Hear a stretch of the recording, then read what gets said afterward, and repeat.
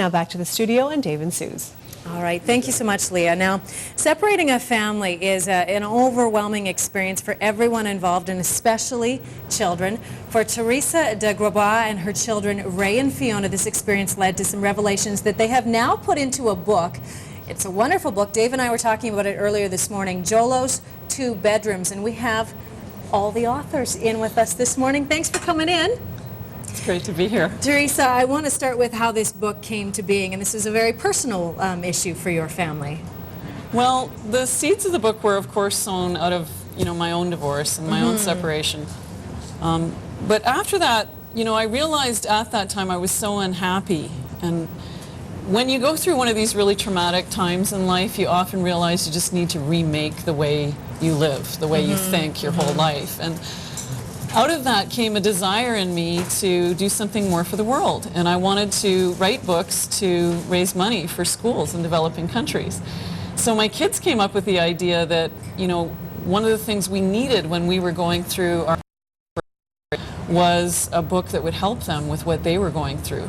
So a lot of the ideas for the book actually came from my kids, and the original inspiration of it came from my kids as well. So. Which is why I'm sure that it will translate so well to children, especially when they get the book. Now, Fiona, how old are you? 10. 10. And Ray, how old are you? 13. Did you ever think you'd be a best-selling author? 13 No. and 10.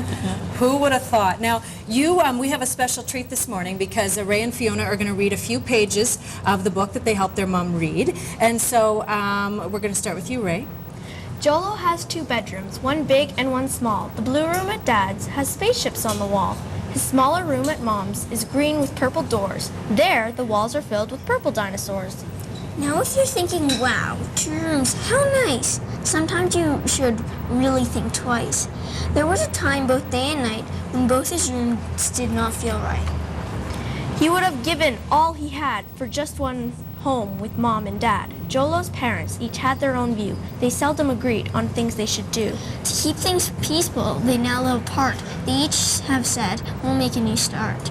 And we're going to leave it at that because that's the cliffhanger. As you progress through the book, we learn about Jolo's journey in terms of reconciling with the fact that he now has 2 bedrooms and he needs to share his feelings and emotions. And I know you girls went through this yourself. Ray, how did you feel at first when your mom and dad split up? Confused? Confused. And Jolo talks in the book about feeling angry too. Did you have those feelings? Yeah. Yeah. And Fiona, now 2 bedrooms. How do you feel about that? Well, it feels better because instead of one of our parents just leaving because they were arguing so much, we actually get to see both of them for the same amount of time. Isn't that wonderful? Now, I know in the book, Jolo goes to meet and speak to a counselor, and her name is Jennifer Rainbow, and she has a fabulous rainbow strip in her hair. But she is very similar to someone that you and your sister went and talked to. And how did she help you? Well, she just kind of walked us through what we needed to know and stuff. And she talked to us and what we were having trouble with. And, yeah. And she made you feel better, Fiona? Yes. Yeah. And Teresa, for families out there, a big part is just getting that conversation started with their children, and they're so anxious and nervous.